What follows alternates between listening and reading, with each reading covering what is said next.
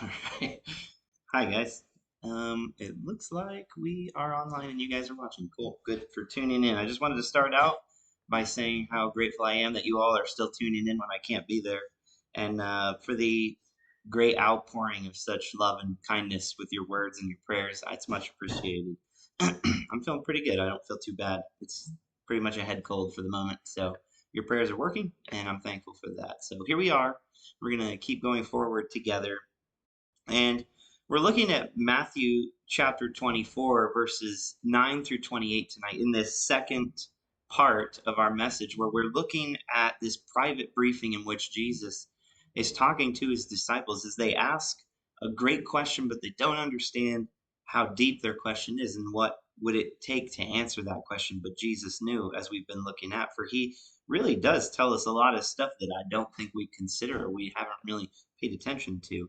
But here, I mean, in this chapter, we spent a good amount of time on the details listed for us by Jesus himself, and we're looking at the words of Jesus as he gives this private briefing to four of his disciples. And I love their question because they ask it, as we've looked at in previous studies. They asked it not really knowing what they're asking. They think they know, and it just reminds me how important it is to remember that God understands our heart. He knows where we're at. He knows the questions we ask, and He wants to give us that answer. Um, Scoot over so Aaron don't get mad. um, but we've looked and seen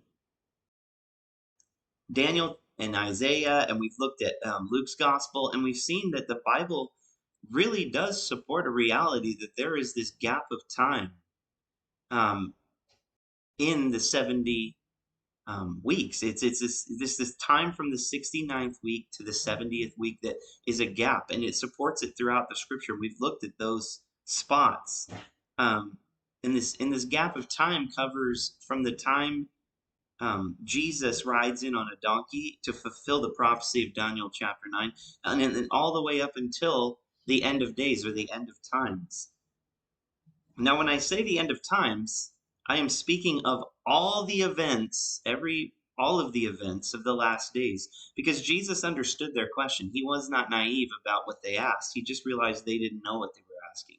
And and I think a lot of times we end up asking the Lord things in ignorance. Sometimes we think we understand the Lord's heart in ignorance, and we make mistakes, and that's a normal part of life for the Christian, because we're not in new bodies. And we're going to still, even in our new bodies, be asking Jesus questions for all eternity. So you might as well get used to that. But so Jesus, he responds here in Matthew 24 to these disciples, and he answers their question with an amount of complexity that gives them an answer, but it also gives the Gentile an answer as well. Um, and we'll look at those details a little bit more tonight. Um, because in Jesus' response, we see him give details to the Jews about what, when, and how the world would look before he comes back. And I'll tell you this now, if Jesus is talking to a bunch of Jewish men and answering their question about the end of times and what it would look like, and he directly gave them, not you and I, but he gave them instructions in our text, then we as Christians should know that Jesus describes here something that matters for you and I, because as we see what's playing out for the Jew and we understand his heart for the Jew, then we also know we would see the beginnings of those things. Now, what I'm teaching tonight is really going to be hard for you if you don't believe in a pre tribulation rapture.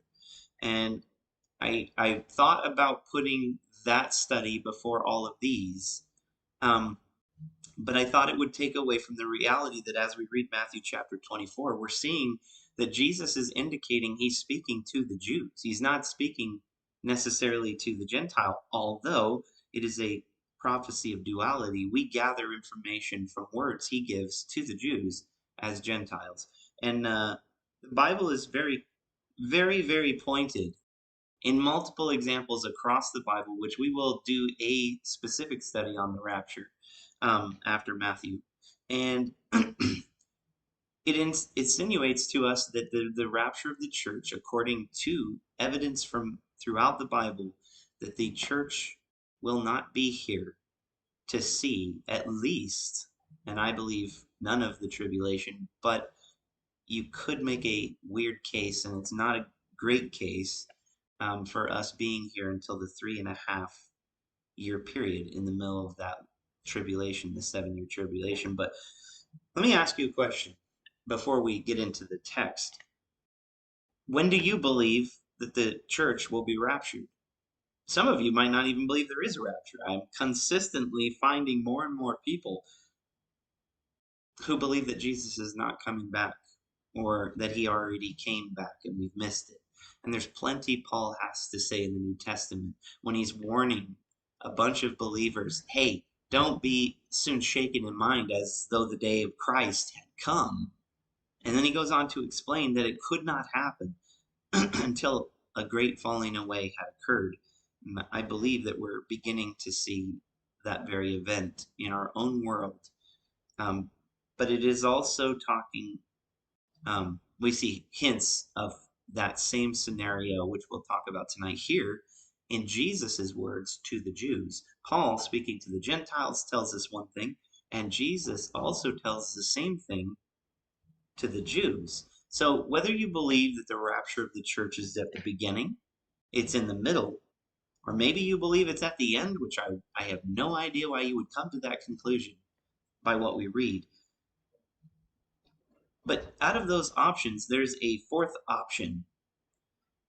I said this in my notes. Or is it possible that the Bible gives us reason to believe that the rapture could take place before all of these things? And I hope to clear that up for you in the next couple of weeks as we continue to study together. But those are the questions we need to have in our mind as we continue forward here in Matthew's account of what occurs. So in the last week's study, we saw Jesus giving a detailed answer to these questions that his disciples asked him. One, they say, tell us, when will these things be? When are we going to see these things come? They referring to the temple and it being destroyed. Then they ask another question, unknowingly, a second question. They ask, what will be the sign of your coming? And then a third question, what will be the signs of the end of the age? Funny that it splits those up in that fashion. We looked at those details. So to break it down in simpler words, when, what are the signs that you're coming back, and what are the signs of the end of the age? Those are great questions. And the main two topics there are when and what. If you look at those questions, the disciples really are asking, when will it happen? And what is going to happen?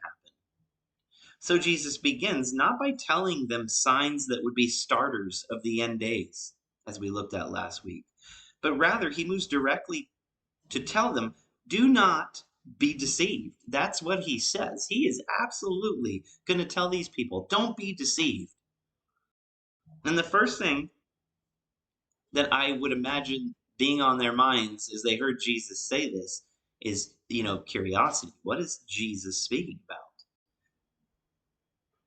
Well, Jesus warns them. He says, "Hey, look, there's going to be a bunch of people who would come onto the scene in the end of times, and they would claim to be Christ, but not just in the end of times, as we looked at. For in Matthew 24, we see Jesus labels these things as non-starters, but things that would occur from the time that he rode in on a donkey till the time in which he returned to the earth at his second coming. In fact, it's not a good time to mention to you, or it is a good time to mention to you, the phrase Antichrist. And it isn't, the word does not mean, and I've said this to you before, it does not mean against Christ, although the Antichrist is against Christ. It does not mean opposite of Christ, but rather the word here in the text, whenever we find it saying Antichrist, it means instead of or in place of. It's a replacement Christ. And this is who Jesus is warning his disciples of. Many antichrists would come on the scene from the time that Jesus rode in on a donkey until he comes back to this earth. But notice that he doesn't talk about the rapture there. He talks about the second coming. his second coming, the day when you and I will come back with him. That means there will be false Christs, antichrists, that rise up throughout that entire time, and they would do deceptive things. They would draw people away from Christ. We looked at the absolute fact that this has occurred in the past many times throughout history, but we also looked at the reality that it is increasing as we move forward. And eventually it will lead to the culmination of the real Antichrist coming on the scene. This must mean that the Antichrist is going to be a master of deception. He's the best of all the antichrists. And when we look throughout history, we see that the false Christs that have arisen, those who have led people astray, they have been very deceptive people and brought many people with them. And Jesus wants to make the Jews understand the importance of saying, hey, there's going to be many who come in my name. They're going to call themselves the Christ, but they're going to lead you astray, away from the things that they know to be true. I love how people tell me that they're just going to wait and see if the Antichrist is real, and then they'll resist him, and then believe me. Because here's the reality. He'll be such a master of deception. It will be too late because you couldn't stand and believe it beforehand. What makes you think you'll believe it after? It'll be a lot harder the second time around. But here's the thing. If the Antichrist is called by Jesus, this great deceptor, in other words, all these Christs that would arise would be these great deceptive people that would attempt to lead people astray. Let me ask you, do you think that the Antichrist succeeds at that agenda? He absolutely does, like never before. For it's known as a great falling away. If you want to wait until that last day to see if the Antichrist is real, to think somehow you're going to avoid the deception, it is possible, I guess. But I believe it will be too late, and you'll exist in a world of deception that has never been. I mean, if you don't believe me, look around you, because the world is so deceived right now. The only place I don't find deception and people just falling away from truth is within the church. And even within the church, I'm beginning to see it be a very terrible trend that's rising. But Jesus starts with deception. He warns them of deception, the Jews, that during this 7-year period, there would be great deception that abounds. But he moves from deception and he goes on to say that there'll be wars and rumors of wars. He indicates that the wars and rumors of wars were not a sign of the end necessarily, but that they would happen throughout history from the time he rode in on a donkey until the second coming. In fact, there will be wars that happen even after, a war that happens even after the millennial kingdom, this 1,000-year reign in which you and I will reign with Christ. He says, see that you're not troubled. He says, don't be deceived, and see that you're not troubled, for all these things that I've mentioned to you, all these things must come to pass, but the end is not yet. It means that these would not be starters of the end times or the tribulation. If I could tell you how many times I've met people that think we're in the tribulation as we sit here, you would be very surprised. We're not there because Jesus gives us a little more information from this point on. Because Jesus goes on to list some things after him telling us, don't be deceived, don't be troubled. He goes on to tell us a list of things that would be indicators that the birth of the end is near. Now he describes them as labor pains. That's how he describes them. And we took a closer look at that for the longest time, I think people have looked at the world, the circumstances been going on, and many have been deceived to predict the coming of Christ and to think, oh, these things are about to occur. But then, while studying, if you remember, I found the term Braxton Hicks, and we looked at the reality that there would be great, strong indicators way beforehand, but they would be false indicators, or the Braxton Hicks of the beginning of sorrows. And we've seen all those happen. But when we look at that reality, that that's what Jesus is describing it as he's speaking to the Jews about this time period of 7 years, he tells them that it would be like labor pains as an example to you and I, so that we would understand that what would mark the indicator, what would be the the example or the proof that we were nearing this time would be that these events that he lists increase not only in frequency, meaning more often, but with intensity. That they would be things that rise up like never before. In other words, it would be unmistakable. When there's many times that we went to the hospital and thought the Braxton Hicks were it until we were experienced in labor pains, and me and my wife knew we know what this is. And it was not hard to gain knowledge of when labor was beginning. Well, he's speaking not to you and I have to keep telling you that. He's speaking to the Jews, and he's directly talking to them about a time period in which I believe, as your pastor and studying, that we will not be here for. So I'll have to encourage you guys before we continue in tonight's text, and I'll cover some things as we go on throughout the weeks ahead. I'll be showing you news articles and videos of crazy stuff that will help you understand the days in which we live. And those are all fun things and cool things, and it'll be exciting to put two and two together, the Word of God and the news. And it's a neat thing. There's a lot of people doing it right now. But it's way more important that you and I would know the Word of God and understand it. That we wouldn't approach it with these intentions of seeing Hollywood films made and being able to, have be the starring role in a Nicolas Cage movie, National Treasure. But rather, we want to know the Word because we want a clear lens for you and I to look through and to see the world and its progress towards these things which Jesus mentions to us.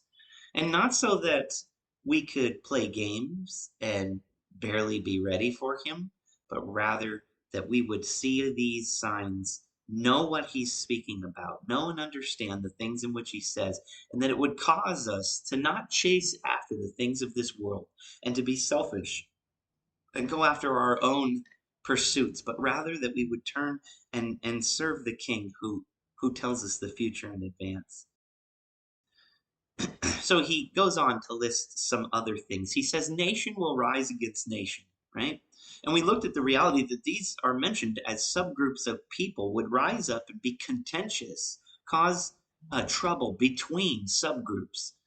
I don't think Jesus could have described the time in which we live in a better way, because I've never seen the world more divided racially, of course, but I also see many other subgroups of people in various forms who are rising up against one another, and we have lost unity. Once again, I think the only place we find pretty awesome unity, and it should always be true, is within the church amongst each other.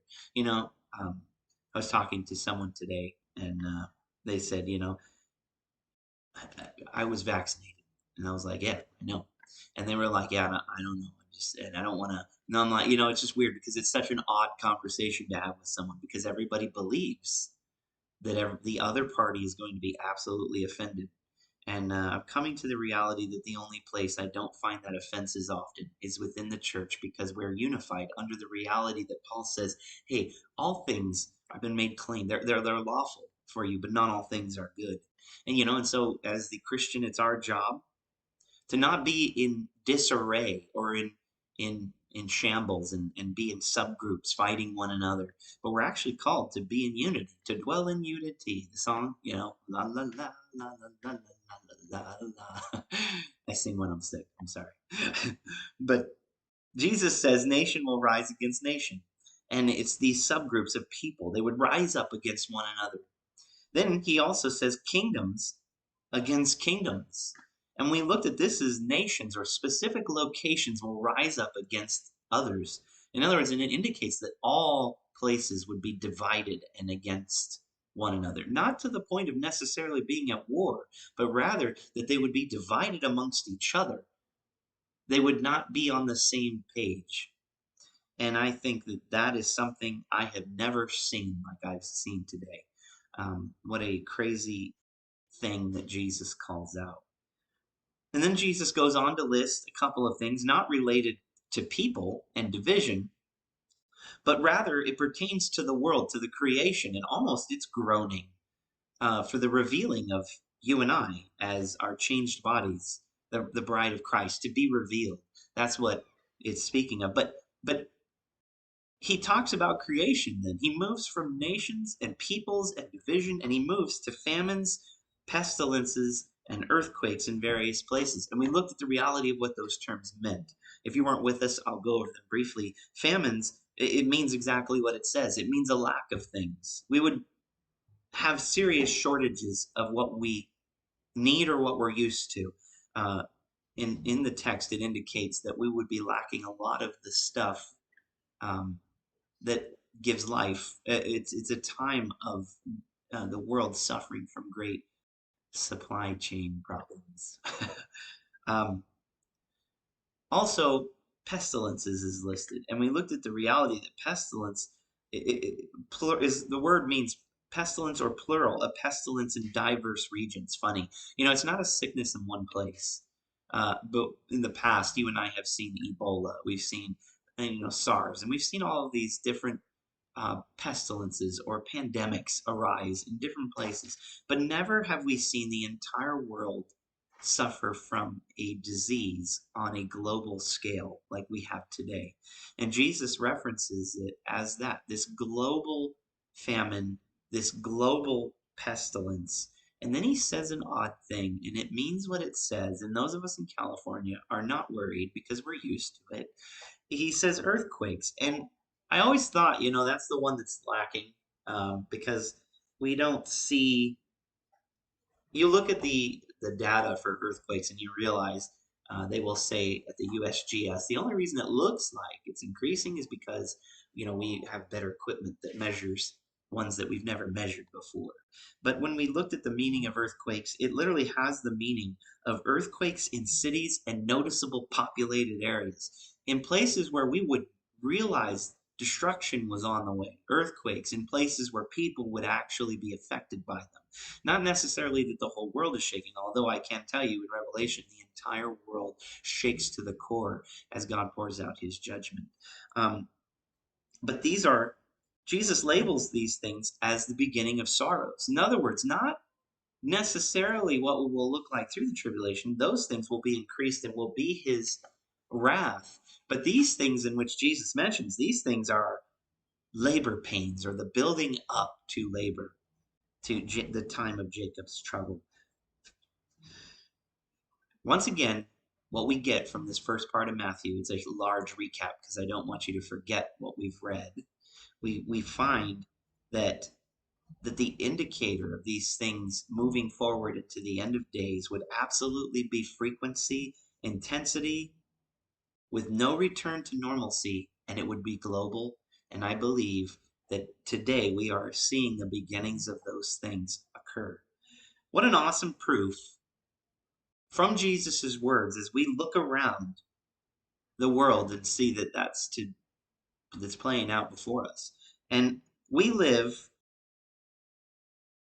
in a time where the world even realizes something's changing, that the world's shifting. What a great time for you and I to be busy about his business, and we'll talk about that tonight. But I'll have to warn you this, and I'm sorry if you're listening, I'm going to be real with you. I don't like to beat around the bush nor pander to your wants and desires, because the Bible doesn't pander to mine. If this is the way that we see Jesus speaking in the text, and these are indicators of a time coming in the tribulation when the Jews will be on the stage with Jesus, he'll be using them. And we believe that the church will not be there. We got to come to the conclusion that what we're seeing today, these signs, these proofs in which we're living through right now, these labor pains, are beginning ultimately to lead to our salvation, our redemption off this earth. And and not only our redemption, but us coming back with him. What an awesome thing. Listen, if that's what you come to the conclusion of by the text with me, then I've got to give you a biblical disclaimer. Because the next words given by Jesus are not to scare you, but rather to prepare us. Because this is not comfortable for the Christian to listen to. Because it isn't for a lukewarm Christian. It isn't for the man or the woman who wants things to go back to normal so that we can live our comfortable lifestyle. Because if any of those descriptions fit you as a Christian, then I'm going to warn you that Jesus' words will not sit well with you, but they're going to hurt. They'll be super uncomfortable for you. Because Jesus gets real here, and I love when Jesus gets real. It means he wants us to know. He wants us to perk up our ears and to maybe have our hearts changed, our direction of our path changed. So I'd like to draw your attention to the fact that Jesus says this with the underlying message to believers to not be fearful. He says that. Don't be fearful. Don't be deceived. He says it to the Jews, but you and I would see these things and we're to take heart in these very same warnings, to not be deceived and not to be fearful. Verse 8 in Matthew 24, he says, all these things are the beginning of sorrows. It's the beginning of labor pains. Then, here's the next part. Then, when you see these signs come, they will deliver you up to tribulation and kill you, and you will be hated by all nations for my name's sake.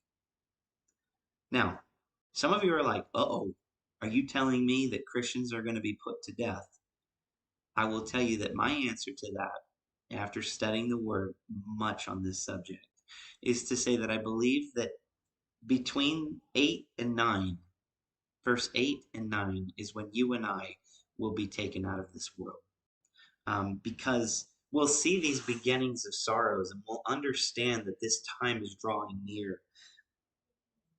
And it's possible that some of us would go through some of these things, that we would be delivered up to tribulation, like the apostles were, and many of those who followed Christ throughout the ages. But Jesus is speaking to a Jewish nation, and he's warning them of the future that they would have, and it's never been more true than for the nation Israel, for they have suffered persecution like no other upon this planet. And the reason being is given to you in Revelation, I believe chapter 12 or 11, don't quote me, when you get this heavenly picture of the red dragon waiting for the birth of this child to destroy her. He can't stand, Satan cannot stand the people of Israel, and he wants to take them down. And this will be true. They will be persecuted, delivered up to tribulation. And it's possible that you and I would see this before we go. Let me ask you, are you prepared for that moment as a Christian? That if we were to be taken from our homes and you were to be separated from your family and taken and put in different places, whether it be prison or whatever, are you ready to serve Jesus through that? Because those are real things that other Christians, other Gentiles in the past have had to suffer. I'm ready for it, but I'm prayerful that the Lord would not beat his bride up before he takes her home. But we see this being true in our day. For Israel, they're hated across the globe, and it'll be even more so. There will be a greater Holocaust in the 7 years in this tribulation time for the Jews than has ever been. But as I told you last week, the scripture is a prophecy of duality. Yes, we know what he's saying to the Jews, and they should really take this chapter very seriously because Jesus is telling them the future, which I believe is very near. But it is for the Jew, but as it's written for the Jew, it's also for you and I to consider. Because I believe the things that Jesus says here are ramping up as we speak. I've never been more persecuted in the past 3 months than I have in my whole life. I mean, my whole life, I've never been persecuted more than I have in the past 3 months. It's ramping up, and it's because of what we believe. It's because of who we follow. The world can't stand it. They either will turn and love him or they will hate us. Jesus tells us that would be true. These people of the world, they hate God, and they get worse and worse as you read the story towards the end of times. They, they'll hate us, and not because they necessarily hate us, but they'll hate us because they hate him. They can't stand him, because if they were to believe on Jesus, they'd have to change their lifestyle, and they don't want to. They want to be deceived. They are deceived, a lot of them already. But for the Jew, the text is a little different, because the text before us is written to the Jewish nation, and it's Jesus in this same vein of subject. He tells the Jews a particular direction. He's giving them actual direction for the tribulation period. Starting in verse 16, he says, "Behold, I send you out as sheep in the midst of wolves. Therefore, be wise as serpents and harmless as doves." You might want to underline that, because that's you and I. I'm sorry, this is Matthew chapter 10, if you didn't know. I'm reading from Jesus when he's speaking to the Jews. He's talking to his disciples, but he's speaking to the Jews, to those who would come from him. Um, and you and I don't think are so good at this. Maybe some of you are, and good for you, but I'm not so good at this. The Lord has to constantly bring me down in humility and remind me that we're not called to be warriors um, who slay the wicked. We are called to be wise as serpents. It means be wise, be prudent, think about your future, and act upon it, right? But be as harmless as doves. Be as gentle as doves as you do it. I'm not so good at that. Those of you who know me know that to be true. But in verse 17 of Matthew chapter 10, he says, "But beware of men, for they will deliver you up to councils, and they'll scourge you in their synagogues. You will be brought before governors and kings for my sake, as a testimony to them and to the Gentiles." He's speaking to the Jews, that they would be a testimony to kings, to world leaders, but they would also be, uh-oh, Allie, your door's open, sorry. um, that they would be speaking to, they would be a testimony to these great people, but also to the Gentiles. Verse 19, "But when they deliver you up, do not worry about how or what you should speak, for it will be given to you in that hour what you should speak. For it is not you who speak, but the Spirit of your Father who speaks in you." Now here's the important part. Matthew chapter 10, verse 21, Jesus says, "Now brother will deliver up brother to death, and to father his child, and children will rise up against parents and cause them to be put to death, and you will be hated by all for my name's sake. But he who endures to the end," speaking of the second coming of Christ, "he who endures to the end will be saved. When they persecute you in this city, flee to another, for assuredly I say to you, you will have not gone through the cities of Israel before the Son of Man comes." That's a very interesting description of the future to the Jews. It talks about this time gap of when Jesus would ride in on the donkey, but it also spreads over till the end of time, just like we're reading in Matthew 24. And he's not speaking of the rapture here. He's telling these Jews, you'll be around until the end. And you're going to be given up to death, and you'll be betrayed by family members. By the way, I've never seen so much betrayal within the family like I've seen today over a COVID shot, over such a dumb issue. You know, some of you are going to be offended by what I have to say because you are just looking to be offended, but I'm not going to hold back on this. I'm looking at the things that Jesus said, and he said that the reality is that fathers would turn in children and children would turn in fathers. And we read that and we think, how? How could you do that? And the reason is they're deceived. They're not in, well, I don't want to get there yet. They're not trying to combat deception, but rather they're just embracing this deception. And we got to look at the reality. We have to be aware that Satan pits the world against God's people. He hates the Jews because they brought the Messiah in. But he also hates you and me because we've been given a free gift of salvation, and we're stealing souls from him. We're taking from his victory.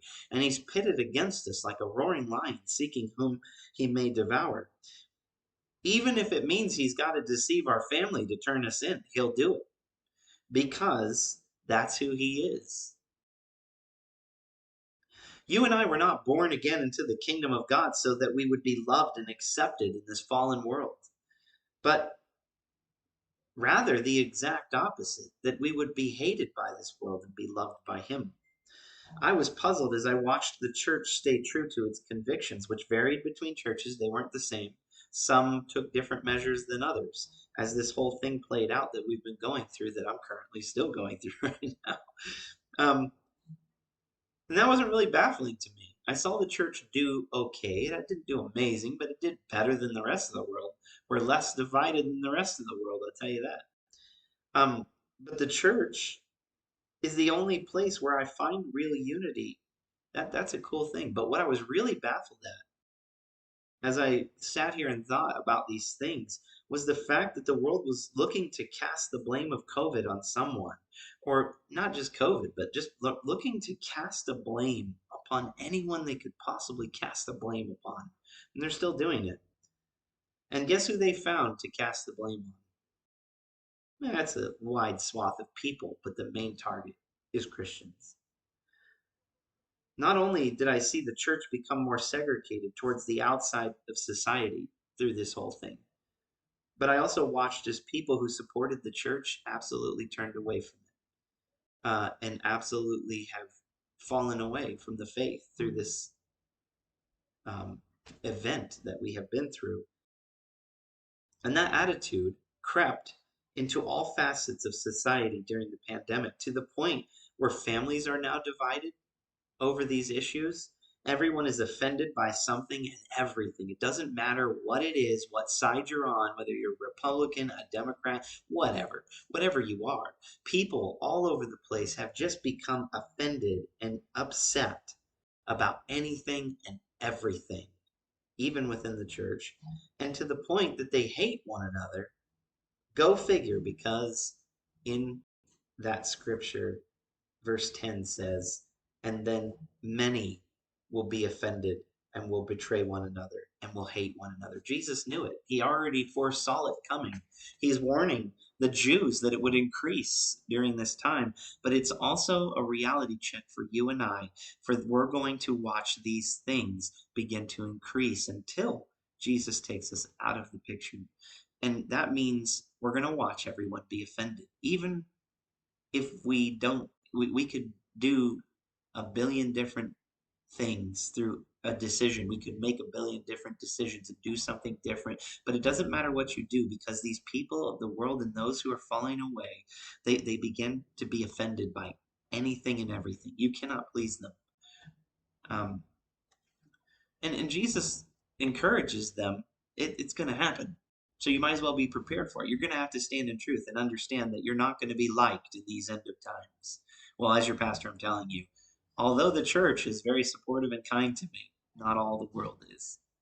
Um, I kind of feel like it's like Jesus looked at our day and he saw what we're seeing, but on a grander scale, and he thought, you know what, I'm going to tell the disciples about it, but I also want the Gentiles to pay attention, the church, to think about what's occurring, because I believe that we're watching these very things occur before us. So, is it coming to the church? Ask yourself that. Well, first thing I have to say is yes, it already has. Maybe not to the grand scale that Jesus is talking about here, for he's speaking to the Jews, but we see it happening as we speak. Here's what Charles Spurgeon said about this very issue, about the question, is it coming to the church? Is persecution headed to the church? Tribulation, where we would have this hard time and everyone would be offended. This is what Charles Spurgeon said. He said, persecution would reveal the traitors within the church as well as the enemies without. It's almost as if this would have to occur so that the Lord would purge the church. Who knows? I couldn't tell you. I'm not the Lord, but I do see it occurring a little more and a little more every day. I think Jesus is speaking about a time that's closer to the end, but I think it's a time closer than you and I believe it is. Once again, the indicators that this time was on the arrival would be increasing intensity, frequency, would be global, and it would not be going backwards. No return to normalcy. Funny that the world uses those terms to describe what we're going through. Verse 11. Jesus just gets done telling the Jews, listen, many are going to be offended and they'll hate one another and they'll turn each other in. And then he says, then many false prophets will rise up and deceive many. Now, these are teachers. They're not antichrists, although they're pulling people away from Christ. But in this time period, there will be many who rise up and teach not right things, would lead people astray. Their purpose is to rise up and deceive many. Look at there, Jesus says many. This is a lot. He's not indicating that a couple people would go off to the wayside, but that a lot of people would be duped into what was occurring. And Jesus puts this in an order, indicating that because of the last things mentioned, that the next thing will occur. That's how he's saying this. He's saying, because of the fact that this last thing occurred, because of that, this will occur. Then this will occur. See, the world is already beginning to hate God's people. Oh, of course, they hate the Jews. Anti Semitism is not even understandable unless you've read the Bible. It's almost mind baffling why the world would hate them as they do. But I also see that this is true amongst the church, for the world is beginning to become absolutely hateful to his people, the Gentiles.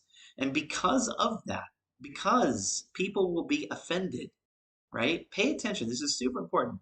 They'll be offended and they'll begin to hate one another, right? They are not cool with each other. Jesus says they'll betray one another and they'll hate one another.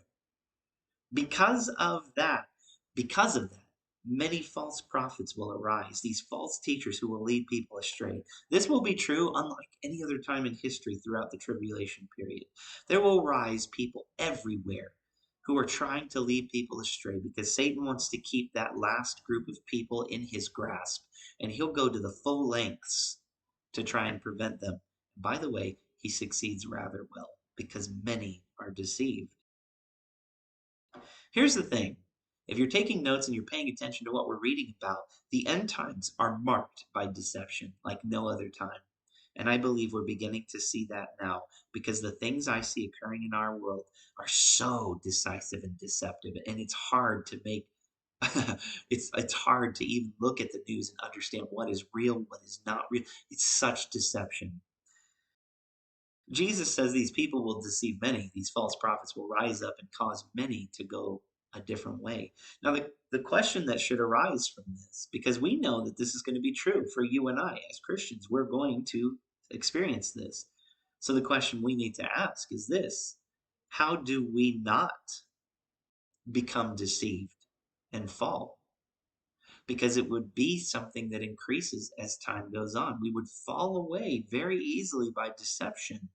The question should be, what do we do? How do we not fall away from the truth?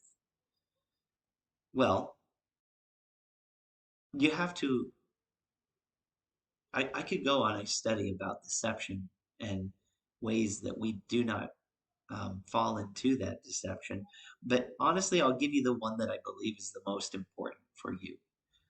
You and I have to test the spirit, what the Bible tells us. Test the spirit, not the outward appearance of someone or something, but to test the spirit of the person or the thing, or of an opinion, of it, a doctrine, or a person.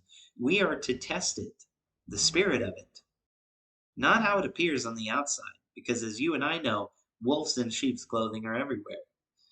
We see people who proclaim the truth with their mouth, but they are deceptive and they're trying to pull people to their own side. And so we're told that. We're told that in 1 John chapter 4, verses 1 through 6, where it says, Beloved, do not believe every spirit, right? But test the spirits, plural, meaning it would be a lot of times we would have to test the spirits. And he says, whether they are of God, because many false prophets have gone out into the world. And by this you know the Spirit of God, right? Get ready. This is how you'll know it's of the Spirit of God. Every spirit that confesses that Jesus Christ has come in the flesh is God. In other words, the main focus of these things would be Jesus and who he really is, that he came to die. He came from the Lord and he was a man who dwelt here and died for you and I. Verse 3, and every spirit that does not confess that Jesus has come in the flesh is not of God. Already come. Not I am the Christ or we haven't seen him yet. But it says that those spirits of God, they will confess that Jesus has already come in the Spirit of God. And he says, this is the spirit of the Antichrist, which you have heard was coming and is now already in the world. Boy, is that true today. You are of God, little children, and have overcome them, because he who is in you is greater than he who is in the world. Verse 5 is kind of important. It says, they are of the world, therefore they speak as of the world, and the world hears them. That's interesting. But we, those who are not antichrist, but we're of Christ, real Christ, we are of God. He who knows God hears us. In other words, when we speak truth, those who know God will hear us. But he who is not of God does not hear us. They will not listen. By this we know the spirit of truth and the spirit of error. Let's look at the news for a second, and I'll give you an example. Out of the people you see speaking on the news about very political issues, which of them is on fire for Jesus and believes in him as their way? You quickly realize that this world is being run by these antichrist spirits. And we're to test those spirits and to understand that as we test them, they won't hear us, they will hate us, and we will suffer tribulation because of it. But be of good cheer, because he has overcome the world. That's what he says to you and I. Any doctrine which removes the true and living Jesus, anything that deviates from Jesus, opinions, people, political positions, uh, all of them would be of an antichrist spirit. All too often, this world, people take the name of Jesus, right? They have his name and they warp it into their own version of what they think a follower of Christ should be. And yet, the whole time, they really don't know him. Listen, you don't get to make Jesus into your own personally filtered version. You don't get to take his words and manipulate them to fit what you'd like them to say. As we get closer to the end, Jesus' words are very clear and they're not comfortable to hear. And so the church will begin to remove Jesus from that position and will not accept Jesus' words. They will not read the Gospels to know Jesus' heart, but rather they will reinterpret it to fit their agenda so that they could turn Jesus into their own personal Jesus. And in doing so, they will fall away. They will be Antichrist spirit. Here's the thing. They won't just do it for themselves. They will do it amongst all people. They will intentionally draw people away from truth. This is happening today. Many are being deceived to accept a system that Jesus warned us about. Even Christians are going along with it because they do not know him. They have not studied his words and taken his words to heart. Verse 12 says this, and because lawlessness will abound, and that's true, because lawlessness will abound, and it will, the love of many will grow cold. Because they are being deceived, the world, in this process of being deceived, the thing that would arise from it is lawlessness. We look at it and we realize that lawlessness would abound.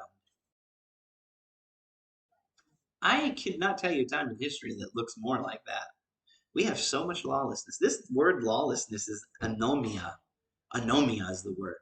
And it means contempt and violation of law, iniquity, and wickedness. And it is permeating our society. In fact, I've even had people who, many of you who are probably listening, have told me, I don't want to be on Facebook. Can you put it on YouTube? Because Facebook puts all of this wickedness in front of my eyes and causes me to sin. It permeates our society like never before. But see, that's the truth, because when we replace Jesus and his words and his opinion of the future and what we would experience during those times, when we replace those things with anything else, it's to say that we would be lawless, distracted from the truth. Funny, John Corson, in his commentary, talks about how psychologists, and I'll even go as far as to say some pastors who think they're psychologists, they teach that the environment in which we live is responsible for how we behave. And that is absolutely not true. I don't care where you're from, what you've been through, and I don't care what you're going through currently. Your circumstance and your environment around you is not responsible for how you behave, what you accept as truth. Because here in Matthew 24, although as Christians we would really, or we should really take these signs seriously, for they aren't signs of the rapture. I'm going to remind you of this. These are not signs of the rapture. They're signs of a coming time of trouble that has not been fulfilled. It's this time of great tribulation. And as I sit here and I look at the world in my lifetime, which I've only been alive for 38 years, but I look at this world in my lifetime, I've never seen such lawlessness. It's baffling. It's mind-boggling to look at the world and see how lawless they are. How and you know the description here of anomia is contempt of and violate. It's contempt of the law. It's to not take it seriously. You don't take the truth seriously. It's to be full of sin and wickedness. And I've never seen that at any other time. The only place where I could find a great example of that, and I'm going to very lightly touch on this, for we'll touch on it later when we look at the rapture. But it is when the Bible describes the days of Noah. It tells us that lawlessness abounded, that these people had no regard for truth. They did whatever pleased them. They did not want to know the God who created the universe, but rather they were their own gods, and they lived that way. And you're seeing that same kind of time upon the planet. But after the tribulation, people see Jesus come back, and we're with him, by the way. He comes back to this earth at the end of this 7-year period, at the end of days. And here's the thing, the people of the world, after going through all of this crazy stuff that we'll look at, they're ready to submit to Jesus as the King of righteousness during this 1,000-year reign. And here's the thing, the world turns into the Garden of Eden. It is like the perfect environment. It's the greatest place that you and I could thrive in. And these people of the world will live in that time. There will be no more war. There will be peace and righteousness reigning. It will be a great time, probably the best environment since the Garden of Eden. And at the end of that amazing time upon the earth, Satan will be released, and believe it or not, much of the world in that day will turn and will join the Antichrist, will join this Satan again, and they will be deceived and turn against this righteous Jesus who has brought them a great environment. Just like Adam and Eve were in this great environment, and they fell into sin. Listen, your environment doesn't make you. See, Noah lived in this environment, and I'd like to point you to this because many of us look at Noah and we think, Noah's a picture of the rapture. No, it's not. Not at all. In fact, it's completely not what you think. The picture of Noah is a picture of the Jews because Noah is a Jew. And here's the thing, Noah goes through this time of trouble, but protected in a boat. Just as the Jews will go through the time of the tribulation, and many of them will be protected by the Lord through this time and will be taken at the end. That leaves the question to beg, who then is a picture of the church? I will propose to you Enoch, which was Noah's great-great-grandfather. But either way, that's another time we will talk about that. But man is not in control by his environment. And his or her environment doesn't control you, but rather it's whether or not you believe in truth is what guides you and I. We have to not be deceived. And Jesus made it clear that deception was the greatest thing out of all these things. Because even the Jews in that time would have deception. Lawlessness will abound. And this 7-year period is listed as being exactly those things, as we will study that when we get to Revelation. Here's the thing, this lawlessness will affect as well people, because it tells you that lawlessness will abound, and because lawlessness will abound, because people are deceived, because they're offended, because they're hating one another, because lawlessness abounds, the effect will be the love of many would wax cold or grow cold. It would be, oh, it's a weird statement. I think most of us think, oh, people would just stop being generally loving. And that's kind of the description. But it indicates that their love no longer exists. It whacks out. It's not viable anymore, which means they only act out in hate, right? How does that sound for the world in which we live? They only lash out in hate. It doesn't matter what you believe. They're just deceived. I wholeheartedly believe that love will exist in some form on this planet always, as long as the church is here. It's a thought. Because the Bible tells us that God is love. If we do not love, the Bible says, then we are not of him, for he's love, right? So as long as the church is here, love has to exist. It should. It's a good question for you. How are you doing in the love department? Are you chastising people? Are you being obnoxious towards one another? Because if you're not loving one another, then you have no love. And if you have not love, you have not God, because he is love. It's a trait of the church that we would be known. You'll be known as my disciples by what? The love that you have for one another, the Bible says. But see, this time upon the planet, love is waxed cold, which means it could mean a multitude of things. It could mean that the church that loved is gone, and only those who really didn't know God are left, and they have this like false sense of love, but it's waxing cold. Or it could mean the church is completely gone at this point. But it also would indicate to you and I that we would see the precursors of this love waxing cold. And I see it in the world. For general love is leaving. People are obnoxious and offended. And these are the results of when you and I won't stand on truth. Now, let me pose this to you. How important is it for you and I to know truth and to stand on truth? It's vital, because if we don't know truth and we don't stand on truth, the opposite is we'll be deceived. Some of you are like, I can't make out what truth is. You can always make out what truth is, for the Word of God speaks truth. And you can't reinterpret it to fit what you want truth to be. You have to read it and say, Lord, what is it that you think truth is? Somebody said to me, man, Pastor, you can't catch a break. Every time I'm talking to you, you're just getting dumped upon. And my answer to that individual was this, and I mean it. Sometimes the Lord has to dump a lot of things on me so he can change my heart, because something's not right in me. Even COVID, good thing I have it. It's a moment where I can slow down and focus more upon the Lord and to do the things he's called me to do. Verse 13 says this. Jesus, well, first, let me tell you this. He specifically here, Jesus says who and what he is talking about here in the next two verses. So this is kind of important. Verse 13, in case you were unaware who he's speaking to and what he's speaking about. He says, but he who endures to the end shall be saved. The end of times. If you believe that the church is going to be here until the end, you're going to have a real hard problem, because we come back with him. So we can't be here at the end. We've got to come back with him. What are we going to do? Have him show up and then step behind him? Doesn't work, right? So this time period in which Jesus is saying, hey, those who will endure till the end, you and I won't endure to the end. We'll already be with Jesus at the marriage supper of the Lamb. So here's the thing. He's speaking to the Jews, because they will have to endure to the end.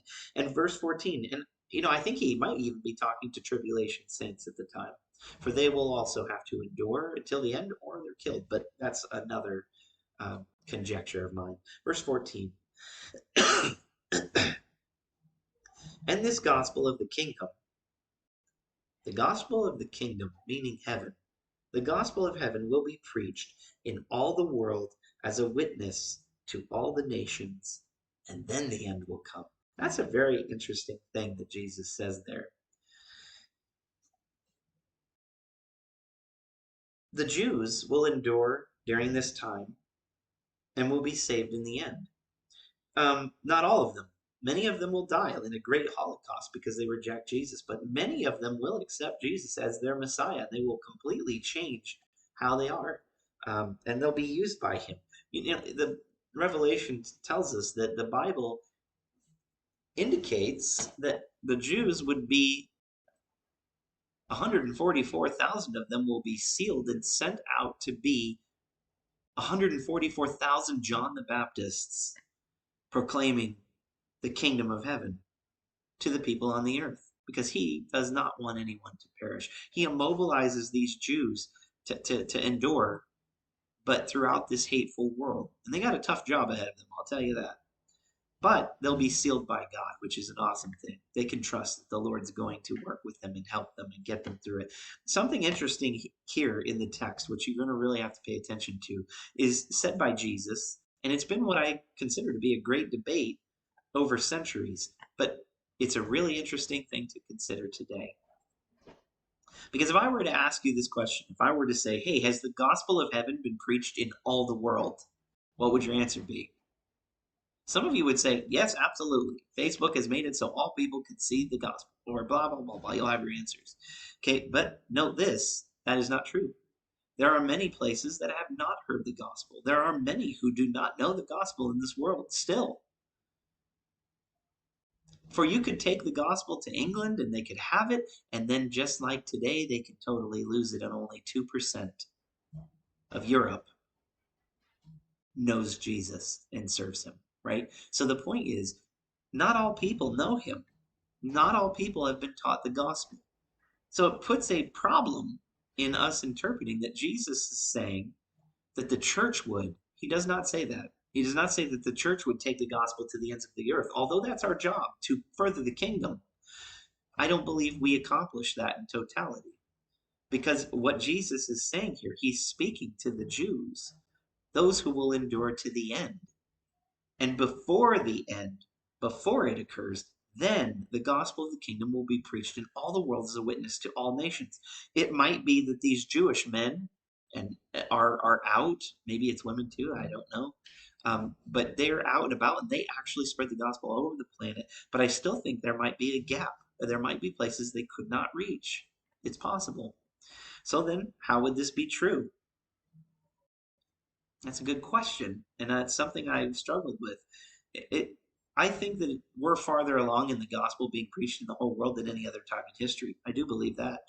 Um, but the whole world as a witness to all nations? No, I don't believe so. I think that some are still in the dark. How on earth is this going to be possible, right?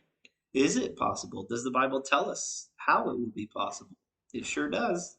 Many of you don't know the answer to that, so you're going to want to write these things down. But before I give you that answer, right? Before I give you that, let's look at this. Let's look at what Jesus does not say here in the text. He does not say that the gospel will be preached in all the world as a witness to all nations and then the rapture will come. He doesn't say that. He says then the end will come. He does not say that the gospel will be preached in all the world as a witness to all nations and then the first 3.5 years will come. He deliberately does not talk about the abomination of desolation, the rapture. He doesn't talk about any of those things. He says the gospel will be preached and then the end will come. That means it could be any time before the end. Well, I believe the 144,000 Jews are a big one, but here's the thing. Not only will there be 144,000 Jews, but the Bible also indicates to us that there will be two great prophets from the Old Testament who arrive on the scene and do great signs and wonders. One of them being Elijah, almost for sure, because he calls down fire from heaven. I believe Moses and Elijah are who this is. They come down, and the whole world, it says, celebrates their death when they are killed. Right? So I think the whole world would hear it from those two. It's possible at that time. How? I'm not sure. It indicates technology in the Bible. It indicates that the whole world would watch one event, and that was written 2,000 years ago. It indicates that Jesus knew what he was talking about. He knew that Facebook would exist. He's very well aware. But here's the thing. I still don't believe those are any good answers that tell us the actual answer to that. When will the entire world have the gospel? Well, in Revelation chapter 14, here's the timeline of Revelation 14. We see that 144,000 have completed their mission, that they're redeemed from the earth. They sing this new song, by the way, in heaven that only they can learn and only they can sing. I think that's neat. There are songs in heaven that only some of us can sing. Other ones can't. They can't even learn it. That's awesome. For those of you who are musicians, that's awesome. No more plagiarizing, right? And then it follows by giving us this information in Revelation chapter 14, verse 6. Ready? Then I saw another angel flying in the midst of heaven, having the everlasting gospel to preach to those who dwell on the earth. Here goes. To every nation, tribe, tongue, and people. This moment, I believe, right here in verse 6 of Revelation chapter 14, tells us that an angel in the sky will proclaim the gospel to the entire world. Every nation, every tribe, every tongue, every people, and then the end will come. How cool is it that God follows through and gave us, helped us to understand we can't reach everyone, but we'll do our best. Because in the end, he'll do it. Verse 7 of that, we'll keep reading, it's very interesting. Saying with a loud voice, this angel will say, Fear God and give glory to him, for the hour of his judgment has come, and worship him who made heaven and earth and sea and springs of water. And another angel followed, saying, Babylon is fallen, the great city, because she has made all nations drink of the wine of the wrath of her fornication. Then a third angel followed, saying with a loud voice, If anyone worships the beast and his image, and receives his mark on his forehead or on his hand, he himself shall also drink of the wine of the wrath of God, which is poured out full strength into the cup of his indignation. He shall be tormented with fire and brimstone in the presence of the holy angels and in the presence of the Lamb, being Jesus. And the smoke of their torment ascends forever and ever, and they have no rest day or night, who worship the beast and his image, and whoever receives the mark of his name. Here is the patience of the saints, right? Those who will endure. Here's their patience, he says. Here are those who keep the commandments of God and the faith of Jesus. He shows you them. There are some on the planet at this time who are enduring till the end. Then he says, Then I heard a voice from heaven saying to me, Write, blessed are the dead who die in the Lord from now on. In other words, they would be killed for his name's sake. Yes, says the Spirit, that they may rest from their labors and their works follow them. Right? Here, I say that. I didn't have to read that whole thing to you, but I wanted to read it to you because I wanted you to understand that this antichrist system is not here.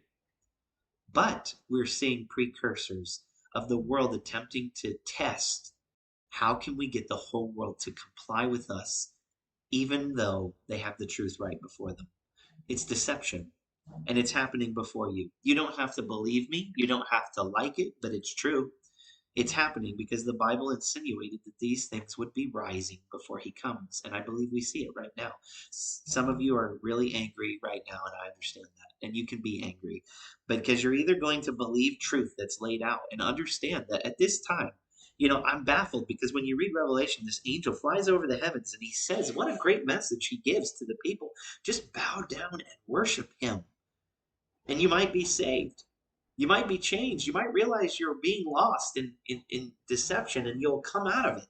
He's trying to save them and give them the gospel of the kingdom of heaven. And here's what it says.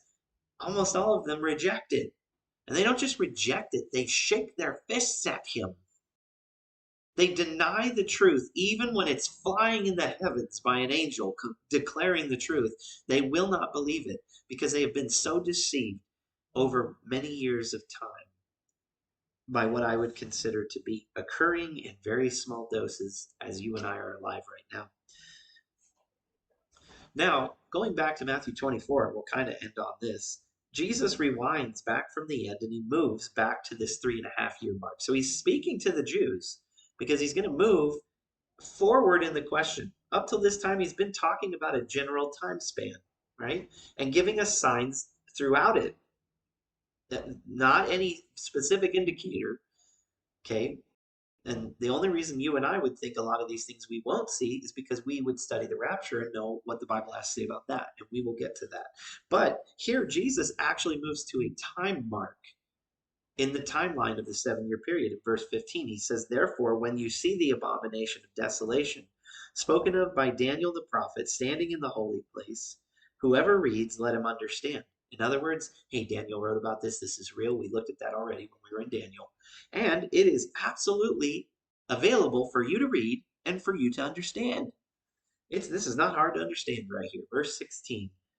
Then he's talking about this abomination of desolation, this moment when the Antichrist will stand in a new temple built in Jerusalem, and he will set up an image of himself there, which is an abomination to the Jewish people, and he will declare that the world worship him in this moment. So we're talking about exactly at 3.5 years into the tribulation period.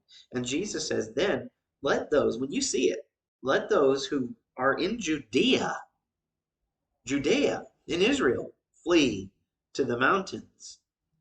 Let him who is on the housetop not go down to take anything out of his house, and let him who is in the field not go back to get his clothes. But woe to those who are pregnant and to those who are nursing babies in those days. And pray that your flight may not be in the winter or on the Sabbath. Well, who does that matter to? The Jews. He's speaking to them. Notice there's no direction for the Gentile here. There's only direction for the Jew. He says, and for there will be great tribulation, such has not been since the beginning of the world until this time, no, nor shall ever be. And unless those days were shortened, no flesh will be saved. But for the elect's sake, those days will be shortened. These are directions given to the people of the Jews living in the land of Israel. You can't misinterpret this and say that we're supposed to run. You also can't misinterpret this and say that this spoke of 70 AD, because the Jewish people did the opposite of what Jesus told them here. Some escaped, but most packed into Jerusalem and stayed in there and were slaughtered by the Romans. The other thing that did not happen in 70 AD, no one set an image up in the temple. Instead, they burnt it to the ground. So this indicates to us that Jesus is referring to a time in the future. He's telling the disciples, and through the disciples to the Jews in the future, hey, when you see this, here's your directions. Don't go back in the house. Don't get your clothes or your Xbox or whatever it is. Run. Get out. Run and run to the hills, right? And Jesus says this will be a time upon the planet that has never been. Great tribulation from this time on. For who? For the world. And the Jews will be in the midst of it. We will not be in the midst of it. So if you are a post-tribulationist, meaning you think we stay till the end, there's no way you can continue to believe that based on the text. It's either mid or pre, and we'll look at those two in greater detail as we go along. But we'll finish off this text right here in verse 23. He says, then if anyone says to you, look, here is the Christ, or there, do not believe it, for false Christs and false prophets will rise and show great signs and wonders to deceive, if possible, even the elect. Some of your Bibles might say even the chosen. It's talking about the Israelites. That these prophets and teachers would arise up, these false Christs, these false teachers, and they would attempt to deceive, even if they could, the elect.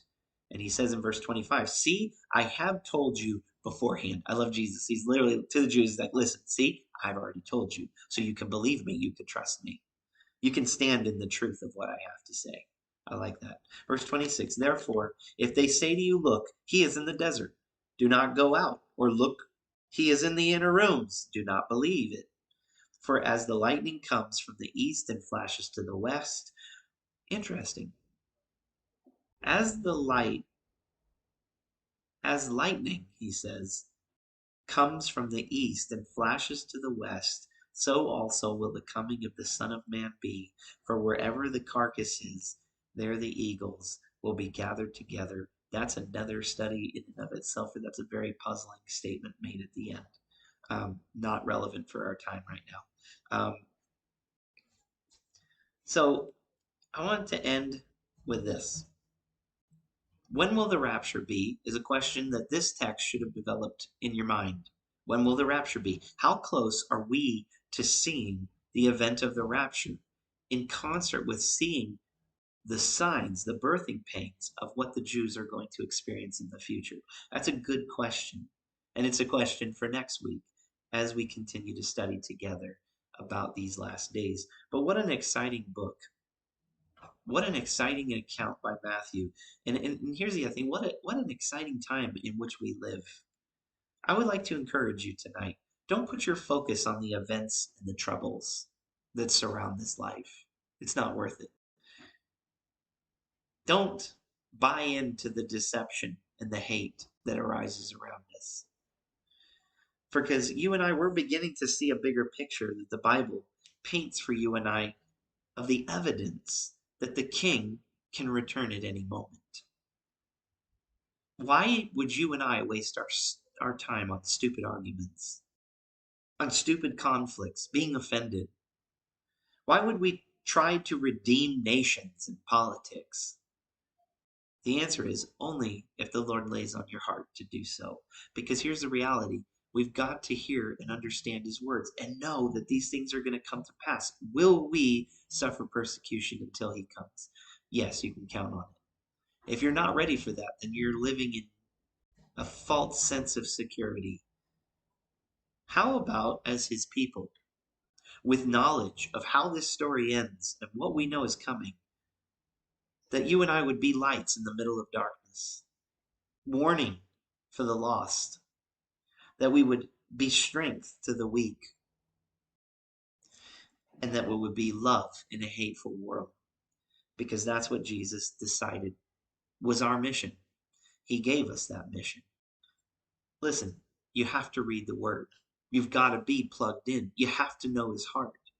Study Jesus. Get to know him as an individual. Get to know his heart. Because the more time you spend reading about Jesus and knowing his character, the less you'll be like this world, the less you'll be deceived.